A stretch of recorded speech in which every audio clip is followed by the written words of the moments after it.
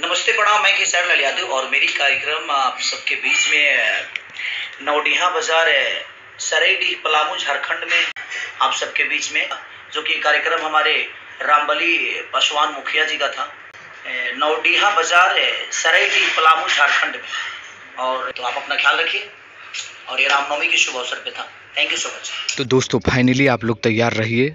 भोजपुरी के hit machine Khesari Lal Yadav, काजल राघवानी, माही मनीषा और अंतरा सिंह प्रियंका जैसे कलाकार आप लोगों के बीच पलामू जिला में आ रहे हैं, यानी झारखंड में, जिसकी सूचना मिल चुकी है। और ये पहले भी होने वाला था लेकिन किसी कारणवश इसको रोक दिया गया था। तो आप लोगों के बीच जो स्थान है वो है नवाडीह, पंचायत करकट्टा, पोस्ट सरायडीह, थाना नौडीहा बाजार, छतरपुर, 6 अप्रैल 2023 को पलामू में। तो जितने भी खेसारी फैंस हैं, आसपास के जितने भी दर्शक हैं, आप लोग आइए। आप लोगों के इंतज़ार रहेगा खेसारी लाल यादव के इस शो में।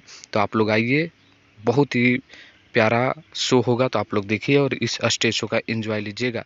मिलते हैं नेक्स्ट बार और इसको शेयर कर दीजिए।